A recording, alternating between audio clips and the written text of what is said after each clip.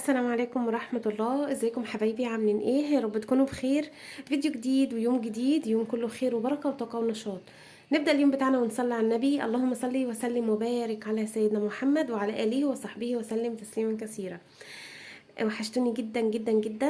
أم، انا مش عارفة اتكلم اقول ايه والله العظيم. انا بقالي فترة ما صورتش فيديوهات وما سجلتش مع حضراتكم، فحاسة كده ان الكلام كله ممسوح من دماغي خالص، والكلام اللي انا كنت مرتبه ان انا اقوله حاسه ان انا متلخبطه قوي قوي قوي.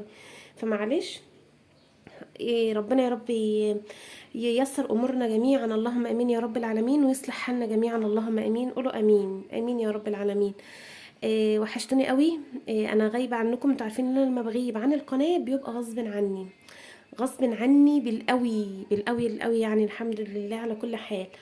فالمهم الكام يوم اللي فاتوا دول كانوا غصب عني والله العظيم، غياب عن القناة. وكان شوية ظروف، كانت شوية ظروف كده، يعني مش هقول لكم ان هي كويسة، لا، ظروف مش كويسة خالص خالص خالص. فالحمد لله الحمد لله على كل حال. انما انا بصحة، اللهم لك الحمد لك الشكر، انا صحتي كويسة الحمد لله. ويعني الحمد لله الحمد لله على كل حال. فالمهم، وانا لما نزلت البوست يوم الجمعه علشان حضراتكم تدعوا لي، لاني فعلا كنت محتاجه ان حضراتكم تدعوا لي دعوه كده بظهر الغيب، لان انا عارفه ان في كتير قوي قوي قوي. الاكتريه عندي في القناه بيحبوني ان انا كاخت وصديقه، اللهم لك الحمد ولك الشكر، وربنا يديم الحب والاخوه بيننا جميعا، اللهم امين يا رب العالمين. وفي قلة أكيد أكيد في كل مكان، الحلو والوحش، وفي قلة أكيد برضو حاشرين كده نفسهم وحاشرين مناخيرهم في كل حاجة، احنا ملناش دعوة بدول. أنا كنت منزلة البوست ده علشان حضراتكم تدعوا لي، لأن كنت فعلا يعني نفسيا وظروف وكده ولخبطة، ما كنتش متظبطة نهائي نهائي نهائي. فكنت محتاجة من حضراتكم ان انتوا تدعوا لي، وكل اخت دخلت دعت لي، وكل اخت اتصلت عليا، كل اخت بعتت لي رساله. ربنا يا رب يبارك لك وجزاك الله كل خير، ولك بالمثل واكتر كمان من كل كلمه انت كتبتها لي ومن كل كلمه انت قلتها لي. ربنا يا رب يبارك لكم ويسعدنا جميعا ويريح قلبنا، اللهم امين يا رب العالمين. وما يدخلش اي حاجه وحشه على بيوتنا خالص، اللهم امين امين يا رب العالمين. يلا بينا ندخل بقى على الفيديو بتاعنا النهاردة. انا نزلت السوق علشان بيتي والحياة بتستمر، و عارفين هو ايه مطب كده، بس بعدها بتقومي وبتكملي والدنيا بتمشي والحياة بتستمر، اللهم لك الحمد ولك الشكر. فيلا بينا ندخل على الفيديو بتاعنا بقى. والايام اللي فاتت دي انا يعني ما كنتش عملت حاجة بصراحة. فالمهم، يلا بينا ندخل بقى على الفيديو بتاعنا النهارده وعلى اليوم السوق، ونشوف الاسعار ونشوف الدنيا فيها ايه ونشوف جبنا ايه. ودايما نقول الله المستعان. ودايما نقول ربنا يرزقنا ويوسع ارزاقنا جميعا يا رب، اللهم امين يا رب العالمين. وربنا يا رب يحفظنا ويكفينا شر اي حاجه وحشه، اللهم امين يا رب العالمين. وطبعا اولا واخيرا يعني الحمد لله على كل حال، اللهم لك الحمد ولك الشكر يا رب العالمين. يلا بينا نشوف جبنا ايه النهارده. انتوا عارفين ان انا بشتري الرز كل سوق، لان الرز ده طبعا يعني ايه لازم يكون موجود في البيت، ما ينفعش ان انا استنى ان هو يخلص عندي. تمام. فانا جايبه كيلو ونص رز، وكان لسه اصلا عندي من بتاع الاسبوع اللي فات. فحلو قوي ان الرز يكون عندك موجود في البيت، طبعا يعني اساسي البيت، الرز اساسي البيت.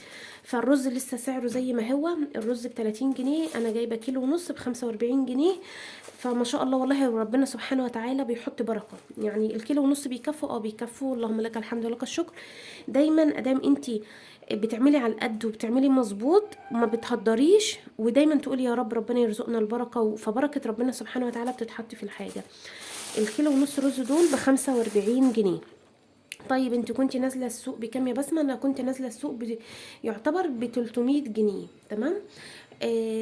او مش 300 بالظبط، يعني 270 جنيه او 260 جنيه، حاجه زي كده في الحدود دي. يبقى كيلو الرز بتاع ده ب30 جنيه. كيلو العلف بقى ب29 جنيه. العلف سعره نزل شويه، بس بصراحه التاجر اللي انا بجيب منه اللي هو جنب بيتي ربنا يا رب يهديهم ما نزلوش سعر العلف، لسه زي ما هو ب30 جنيه. انا كنت بجيبه من عنده ب31، فاصبح لما نزل بقى ب30، انما هو بره كان ب30 وبعدين بقى ب29. المهم برضو من الحاجات الأساسية اللي لازم تكون موجودة في البيت البطاطس، مفيش غنى عنها. البطاطس لازم تكون موجودة في البيت. برضو البطاطس سعرها نزل حلو قوي. البطاطس ب6 جنيه، أحلى بطاطس ب6 جنيه، حلوة جدا جدا. فسعرها نزل طبعا عن الفترة اللي فاتت. أنا جايبة دول كده ب15 جنيه، ولسه عندي في درج التربو. برضو البطاطس من الحاجة اللي ما ينفعش ان هي تخلص من البيت، تكون موجودة فطار غدا عشاء، بتسد يعني وما شاء الله. جبت نص ليمون. نص كيلو الليمون ده انا جايباه بالنص كيلو ب6 جنيه. فاكرين من الليمون اللي كنت جبته الاسبوع اللي فات، لا اللي قبله، اللي هو النص كيلو، كان عندي ولسه فاضل حوالي ليمونتين كده في التلاجة، حاجة زي كده. فجبت النهاردة نص كيلو. نص كيلو ب6 جنيه، حلو جدا. كمان جبت جزر. انا بحب اكل الجزر قوي. انا من الناس اللي بتحب الجزر جدا، فبحب اكله. بحب ان انا اجيب الجزر الرفيع ده، لان انا بحب ان انا اكل الجزر. حتى لو مثلا هعمل سلطه، بكون مثلا جايبه الجزريه اللي مليانه شويه دي، عشان ابشرها كده على طول. فالجزر النهارده انا جايباه الكيلو ونص ب10 جنيه. حلو، مش وحش، حلو. بصوا كل الحاجات دي تكملة. اهم حاجة بقى الاساسيات هي اللي ترخص بصراحة، اللي هو زي رز، زي فراخ، زي مثلا اكلة الطيور، اكل الفراخ. زي مثلا اللحمة اللي اسعارها بقت فلكية، يعني الله المستعان. ونقول برضو الحمد لله. جبت كمان الطماطم. زغرته يا بنات، الطماطم رخصت، الطماطم قلت شوية. الطماطم انا كنت جايباها ال2 كيلو ب15 جنيه الاسبوع اللي فات، لا النهاردة انا جايباها الطماطم الكيلو ونص ب10 جنيه. الكيلو ونص يعني ب6 ونص، في الحدود دي كده. الكيلو ونص ب10 جنيه. جبت كيلو ونص بس وخلاص، مرضتش ان انا اكتر. فيعتبر برضو الطماطم سعرها نزل، ويا مسهل يا مسهل الفترة الجاية الطماطم تنزل شوية، علشان نعرف نجيب ونعمل صلصة تبقى موجودة. يعني انتوا عارفين احنا ما بنستغناش عن الصلصة. فالطماطم الكيلو ونص ب10. وفي كمان اللي هي بقى الطريه بتاعه الصلصه ب5 جنيه. يعني لو انت مثلا محتاجه ان انت تعملي صلصه، ما تجيبيش من الناشفه دي، الناشفه دي بتاعه سلطه. انما الطريه اللي هي للصلصه ب5 جنيه، فحلوه جدا. وممكن كمان تاخديها الكيلو وربع ب5، فبرضه تعتبر كويسه مش وحشه. جبت جبت فراوله. جايبه كيلو كوكتيل. انا بعمله الكوكتيل عندي، ولادي بيحبوه، فانا بجيبه وبعمله كوكتيل. ممكن لو انتي مش عايزاها كوكتيل تفرزيها وتبقى صنف موجود عندك في الفريزر، بينفع جدا جدا. الكيلو ب15 جنيه، ما رضيتش باقل من كده. جبت كمان اللهم صل على النبي، جبت كانتالوب او الاناناس ده. جايباه ال2 كيلو ب25 جنيه. الاناناس السنه دي بصراحه واقف على السعر ده، مش عايز ينزل خالص، مش عايز يتعتع حتى يبقى ب10 جنيه. ال2 كيلو ب25 جنيه، بس ما شاء الله حلو. وبيفضل معايا لاخر الاسبوع، يعني كل يوم مثلا نقشر واحده، اعمل واحده مع الكوكتيل وكده، الولاد بياكلوها. فسعره حلو برضو، من الفاكهه الصيفي بقى اللي هي بتتحط في التلاجة ساقعه، اللي هي تتاكل ساقعه، بتبقى حلوه قوي. فالاتنين كيلو ب25 جنيه، حلو جدا جدا. وكمان جبت، اللهم صل على النبي، جبت شطه وفلفل. ايه الفرق ما بين الاتنين؟ دي شطه، دي شطه، لان دايما بتسأل السؤال ده في التعليقات. دي شطه ماشي، وده فلفل، اللي هو ده فلفل ودي شطه. طيب ايه الفرق ما بينهم؟ دي ليها طعم وريحه، ودي ليها طعم وريحه. تمام، ده الفرق ما بين الاتنين. هو ده كده الفرق، ده له طعم وريحه، والاخضر ده له طعم وريحه. انا بحب قوي مثلا لما اكون عامله باميه، او اكون مثلا دقه سمك، احب استعمل ده، الشطه دي.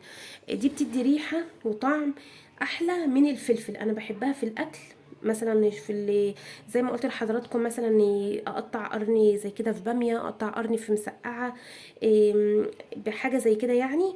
احب استعمل دي لسلطه. دي في اوقات بتبقى سنه سبايسي، سنه في اوقات، وفي اوقات بتبقى بارده تماما تماما. فدي بحبها لسلطه بقى، لاكل جنب فطار كده. بحب الفلفل ده برضو، طعمه وريحته مختلفة عن ده. فده الفرق ما بين الفلفل، دي اسمها فلفل عندنا، اسمها فلفل، ودي اسمها شطة. في ناس بيقولوا عليها شطيطة في بلاد تانية، انما احنا عندنا هنا بنقول عليها شطة. تمام. يبقى ده الفرق ما بين الفلفل والشطة. كمان اللي بسطني بقى النهارده ده فلاحي. فلاحي ريحته بقى وطعمه عايزه اقول لكم تحفه، حلوه قوي قوي قوي. فانا جايبه الكيلو فيه ب 12 جنيه، هو التاني كان ب10 جنيه. كيلو الفلفل اللي هو التاني كان ب10 جنيه. انا بحب ده بصراحه، لما بيظهر في السوق بحب ان انا اجيبه. فجبت كيلو وربع بال15. تمام. كمان جبت بقى ايه بس تحت كده، علشان الست ما كانش معاها شنطه فحطيته ده على ده. كمان جبت اللهم صل على النبي جبنه خيار. خيار اهو. الخيار الكيلو وربع ب10 جنيه. تمام. تحت كده صغنون اهو. بس ايه الفلفل، الفلفل منه خفيف، يعني الفلفل هوا، الفلفلايه تحس ان هي هوا خفيفه. فما شاء الله كيلو وربع تلاقوهم الكميه ما شاء الله تبارك الله حلوه جدا. طبعا بقى الشطه دي اللي احنا بنعملها مخلل، علشان حبايبي اللي هم عايزين بقى يعملوا مخلل شطه. وممكن تجيبي كيلو، وتجيبي كيلو ده نص كيلو ب 12 جنيه، سوري ب 6 جنيه. ممكن تجيبي كيلو ليمون وكيلو شطه وتعملي لك برطمان كده مخلل تستعملي منه. والله العظيم انا عندي المخلل ما شاء الله تبارك الله من بتاع السنه اللي فاتت. الشطه مقرمشه وما شاء الله تحفه جدا وحلوه ولذيذه وبصوا ما شاء الله تبارك الله، وحضراتكم بتشوفوها في الفيديوهات. فاحنا داخلين على سنه عندي مخلل ليمون وشطه وزيتون زي ما هو ما شاء الله تبارك الله. فالشطه دي تتعمل مخلل روعه روعه جباره بجد، والله حلوه جدا. اللي شطه كيلو وربع ب15 زي ما قلت لحضراتكم، يعني الكيلو كان ب12. والخيار انا جايباه اللي اللهم صل على النبي، جايباه اللي الكيلو وربع ب10 جنيه، يعني الكيلو ب8 جنيه. تمام. حابه بقى تعملي مخلل جزر كمان سوري بتاع ده الخيار ده معاه، يبقى بصي بقى اعملي بقى كوكتيل جزر وخيار وشطه وليمون برطمان كده اهو، والله بقى اسبوع وتاكلي منه بالف هنا وشفا. يبقى الجزر سوري، مش عارفه انا عماله اقولها الخيار جزر ليه، مش عارفه متلخبطه بصراحه. المهم الخيار بكيلو وربع ب10 جنيه، ده اللي كيلو ونص ب10. الشطة والفلفل الكيلو وربع ب15. بس خلاص اثبت بقى على الأسعار عشان ما تلخبطش. وكمان جبت اللهم صل على النبي، طبعا كيلو وربع الشطة والفلفل ده هيقعد معايا اسبوعين اتنين. يعني انا الاسبوع الجاي مش هجيب، يعني ان شاء الله اللي هيقعد معايا للاسبوع الجاي جزر مش هجيب، ليمون وشطة وفلفل دول مش هجيبهم. يعني انا بجيبهم اسبوع واسبوع لا وكده. تمام. جبت كمان موز بسم الله الرحمن الرحيم، الكيلو فيه ب10 جنيه. جبت 2 كيلو حلوين جدا جدا، ويعني ما شاء الله حلو قوي. الموز برضو من الحاجة اللي سعرها نزلت شوية. انا كنت بجيب ال2 كيلو ب25 جنيه، لا النهاردة ال2 كيلو يعني الكيلو ب10 جنيه، فحلوة قوي قوي قوي. ما جبتش سمك، انا ما عمتش هجيب سمك يوم السوق بصراحة. هخلي السمك كده في يوم منفصل لوحده افضل بصراحه، عشان يوم السوق ده بقى مضغوطه قوي فيه. المهم جبت بقى ايه علشان افرز. طبعا احنا فرزنا ورق العنب، فرزنا ورق العنب خلاص الحمد لله والشكر لله وجبناه. هنبدا بقى نفرز ايه، نفرز خضار من اللي موجود في السوق. طب هنفرز ملوخيه؟ لا حبايبي اللي بيسالوني على الملوخيه وطريقه الملوخيه، باذن الله باذن الله لما يجي وقت تفريز الملوخيه باذن الله هنفرزه مع بعض.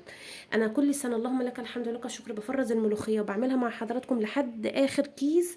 لحد الاسبوع اللي فات او اللي قبله كنت عاملاها مع حضراتكم، كانت ما شاء الله خضره وكانت تحفه ومسكره وما شاء الله تبارك الله حلوه جدا جدا جدا. فالملوخيه لا لسه شويه، لو انت عايزه تجيبي ملوخيه وتطبخي هاتي واطبخي، انما تفريز لا لسه. الباميه انا شفتها في السوق بس ما سالتش عليها اصلا، لان انا لسه عندي كيس في الفريزر، وفي كيس كنت عاملاه يوم الخميس اللي فات كنت طبخاه يعني وكده، والنهارده هنمشي بقيه الاكل.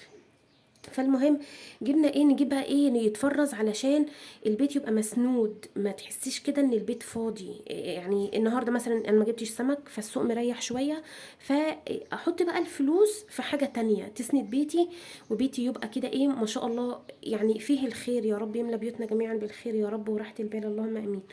فالمهم جبت النهارده فاصوليا. بصوا انا كنت عامله شوربه خضار، يعني انا كنت عامله لاولادي باميه وجوزي وكده، عامله لهم باميه. وانا بقيت احب قوي شوربه الخضار، يعني انا مش عايزه اكل اي حاجه غير شوربه خضار بصراحه. فالمهم انا جايبه بقى الفاصوليا، فاصوليا بقى فلاحي، الوقت بتاعها اللي هو اليومين دول. فان شاء الله باذن الله باذن الله هنفرز مع بعض الفاصوليا. ده وقت الخزين بتاعها. انا اي خضار بينفع يتفرز، يعني الموسم بتاعه بتاع التفريز بجيبه وبفرزه. تمام. فانا جايبه فاصوليا، زي ما بقول لحضراتكم، في حاجه اسمها فاصوليا خضراء وفي حاجه اسمها اللوبيا خضراء. دي فاصوليا. الفاصوليا الخضراء دي هي ايه؟ اللي هي لما بتكبر بقى وتنشف على الشجر، بتبقى اللي هي حبايتها البيضه الكبيره اللي شبه السوداني دي. انا بقى ما بحبهاش ناشفه، يعني هي الناشفه دي انا ما بحبهاش بصراحه. انما انا بحب الفاصوليا الخضراء دي، بحبها جدا. فالمهم انا جايباها سعرها برضو حلو قوي. جايباها ب 12 جنيه. فانا جايبه الكيلو وربع كيلو وربع ب15 جنيه. الكيلو وربع دول انا هعملهم على كيسين عادي جدا جدا. والفاصوليا من الحاجه اللي هي لما بتتفرز وتتحط في الفريزر، بتيجي تطلعيها بتتكسر معاكي وبتتفرفط. فانت ممكن الكميه دي اصلا تعمليها وتفرزيها في كيس واحد، وتاخدي على قد ما انت الطبخ، او على قد او على حسب ما انت، على حسب ما انت استعمالك. فاهمين قصدي ايه؟ فالفاصوليا حلوه جدا. هاتوا الخضار في وقته وفرزوه، وخلي بيتك كده يعني ايه مسنود. طبعا ربنا سبحانه وتعالى ببركته وبشطارتك. تمام. فانا دي المشتريات اللي انا جبتها الاسبوع ده من السوق، وان شاء الله باذن الله باذن الله دي الحاجه اللي انا هشتريها. وهنطبخ ايه؟ هنعمل ايه؟ اكيد اكيد اللهم صل على النبي، بنشغل دماغنا، بنعمل من اللي عندنا الحاجات اللي موجوده عندنا، علشان انتوا شايفين الدنيا غاليه ازاي. الدنيا غاليه غلا الله المستعان. فربنا يرفع عننا الغلاء يا رب، اللهم امين يا رب العالمين. ويلا بينا نكمل اليوم بتاعنا ونشوف هنعمل ايه، ونشوف بقى نرتب الحاجة ونغسل كده الخضار بتاعنا والحاجة بتاعتنا، ويلا بينا نكمل يومنا. وما تنسونيش بدعوة حلوة، بحبكم جدا جدا في الله، احلى عيلة واحلى اخوات. يلا بينا نكمل يومنا. ويلا بينا بقى علشان نشوف اللي ورانا. اول حاجة طبعا انا هبتدي بيها، بصراحة كان في كده كام طبق بقى مكان الفطار والقهوة والكلام ده اللي حضراتكم عارفينه. فانا مسكتهم وغسلتهم. وكمان المنظمات دي كان فاضل فيها ايه؟ ليمونتين، على كام قرن شطه كده، على جزرايه. المهم لميت الحاجات اللي فيها، حطيتها في كده في طبق صغير، وغسلت المنظمات دي. قلت علشان قبل ما ارص فيها الخضار والحاجه بتاعتي تكون كده مغسوله ونظيفه. وهبدا بقى ان انا اغسل الحاجه بتاعتي كده واعقمها واحطها بقى في التلاجة، تكون تحت الاستعمال على طول. طيب بتغسليها تاني؟ لا انا مش بغسلها تاني، انا بكون دعكاها قوي ما بين ايديا. بس انا مسرعه الفيديو جدا جدا، فممكن يبان لحضراتكم ان انا بغسل الحاجه بسرعه او مش باتقان. لا انا الحاجه ما شاء الله بتبقى نظيفه جدا كده وبتلمع من النظافه. فانا هغسل الخضار والفلفل. لو عندك شويه فلفل او شطه باقيين او دبلانين في التلاجة من مثلا من الاسبوع اللي فات او من السوق اللي فات اللي انت مثلا كنت شاريه فيه الحاجه، اوعي ترميهم. افرميهم في الكبه كده، شيلي منهم البذر وافرميهم في الكبه مع راس توم ومع نص معلقه ملح ورشه من الكمون، وعينيهم كده في برطمان عندك في الفريزر. كده اصبح عندك برطمان دقه من ايه؟ من 3 4 فلفلات او شطتين مع راس توم. اصبح عندي برطمان دقه تمليحه للسمك، تبقى حلوه جدا جدا. تاخدي منها معلقه لو على بتنجان، لو انت شاويه بتنجانه او كده تاخدي منها معلقه. لو للباميه بتعملي باميه، تاخدي معلقه من الدقه دي، بتخلي طعم وريحه ونفس الباميه في حته تانية خالص. بصراحه بيبقى طعمها حلو قوي قوي قوي. فحاجات بسيطه قوي ان انتي اوعي تفرطي فيها. مش تقولي لا ده دبلان، عادي دبلانه مش فيها اي مشاكل. اهم حاجه ما يكونش ضارب او بايظ يعني وكده وخلاص. وكمان كالمثل لو عندك طماطم، لان كان جالي سؤال على الخاص يعني في حاجه زي كده. الطماطم اللي هي مثلا بيتبقى عندي طماطميتين وانا جبت طماطم جديده، حطيهم في كيس. هي كانت حبيبتي بتقول لي كده، انا بحطهم في كيس وبعينهم في الفريزر. قلت لها تمام، حلو جدا جدا. ممكن ان انتي مثلا خلاص انا الشنطه دي مثلا، يعني انا هعمل محشي، انا مثلا عندي شنطه فيها 6 7 8 10 طماطميات في الفريزر، خلاص احاول ان انا اخلي كل شنطه على قد ما لما هطلعها من الفريزر وتفك هضربها وهسبكها هستعملها. تمام، هستعملها علشان دي حلوة جدا، هتحس ان انتي لاقية الحاجة بجد بجد. التفريزات والحاجات دي بتحسسك ان انتي الحاجة دي مسنودة، تقدري تمشي اسبوعك من غير ما تنزلي سوق عادي جدا جدا. تقدري ان انتي ما شاء الله تعملي عزومة، تعملي تحت اي ظرف بقى، مفيش فلوس، الدنيا غالية، تعبانة، ايا كان السبب ايه، هتقدري ان انتي بيتك يبقى مسنود، هتطلعي وتعملي من الخير من شطارتك اللي انتي عاملاها وعيناها في الفريزر، اللي انتي مفرزاها وحطاها في الفريزر. وكمان تدخل في باب التوفير.